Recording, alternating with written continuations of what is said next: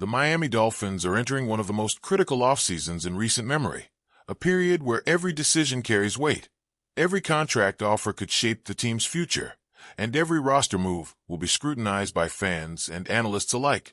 This is the reality of the NFL, a league where nothing is static, where teams must be relentless in their pursuit of success.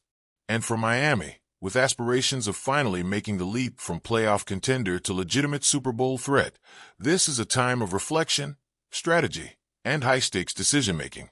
Among the biggest storylines is what to do with cornerback Kohu. For anyone paying attention last season, Kohu was more than just a solid player. He was a game-changer at times, someone who stepped up when Miami needed him most. Who could forget that interception against the San Francisco 49ers in December? It was one of those moments that define a season, a play that demonstrated his instincts, athleticism, and ability to rise in crucial situations. But now comes the challenge. The Dolphins have to make a decision on his future, and it's not as simple as just keeping a good player. There are financial implications, roster construction concerns, and the ever-present reality that the NFL is a business, one where sentimentality often takes a backseat to cold, hard calculations. So what are the options? If Miami wants to ensure Kohu stays, they could apply a second-round tender, which would lock him in for $5.3 million and provide some level of security that he won't be poached by another team. But that's not the only route. They could also opt for a right of first refusal tender at $3.3 million, which would allow him to negotiate with other teams while giving Miami the ability to match any offer. It's a gamble. Go too high, and you risk overpaying. Go too low, and you risk losing a key defensive piece. And with Kendall Fuller dealing with injuries last season and limited depth at the position, Miami isn't exactly in a position to be reckless here. It's one of those situations where there's no perfect answer, only calculated risks. Then there's the case of Quentin Bell, a linebacker whose 2024 season was filled with flashes of potential, but also questions about his long-term fit in Miami's defense. Anthony Weaver, the Dolphins' defensive coordinator, had nothing but praise for Bell last season, but the reality is that Miami has a crowded linebacker room. When you start breaking down the depth chart, it becomes clear that keeping Bell isn't a necessity, it's a luxury. His 2024 salary was just under $1 million, which isn't a massive financial commitment. But does it make sense to use a qualifying tender on him? Probably not. The best bet is likely allowing him to explore his options, while keeping the door open for a potential return if the market doesn't pan out in his favor. And then there's Anthony Schwartz, a wide receiver who spent the entire 2024 season on injured reserve.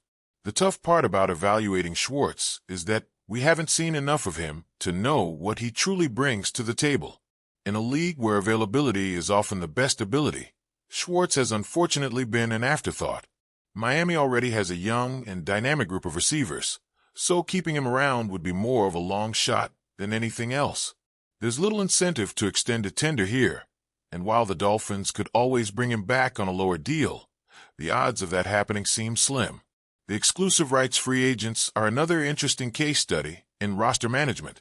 These players are in a unique position because, unlike restricted free agents, they have essentially no leverage. If Miami wants to keep them, all they have to do is extend a minimum offer, and the player has no choice but to accept. It's a system designed to give teams complete control over young, unproven talent. But just because the Dolphins can retain them doesn't mean they necessarily will. Take Keon Smith, for example. The offensive tackle spent the entire 2024 season on injured reserve, which normally wouldn't bode well for a player's future with the team. But here's the twist. Chris Grier, Miami's general manager, revealed that other teams actually called about trading for Smith during training camp. That alone suggests there's something there, something worth exploring. The Dolphins have already invested time in his development, and defensive line depth is always a concern. It would be surprising if they didn't give him another shot, if for no other reason than to see if those trade inquiries were justified. Cameron Good is another name worth watching.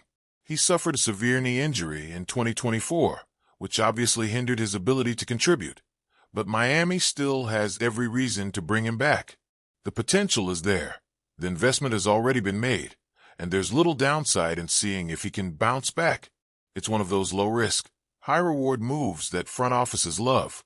If he returns to form, you've got a valuable depth piece. If he doesn't, you move on without much consequence. And finally, there's Grant Dubose, a wide receiver Miami claimed off waivers from the Green Bay Packers. He had a rough go of it in 2024, first dealing with a shoulder injury, and then suffering a scary concussion in Week 15 against Houston. Given that he was only able to suit up for 3 games, it's difficult to get a real read on him. But clearly, Miami saw something they liked when they picked him up, and unless that opinion has drastically changed, it makes sense to keep him around and see what he can do when fully healthy.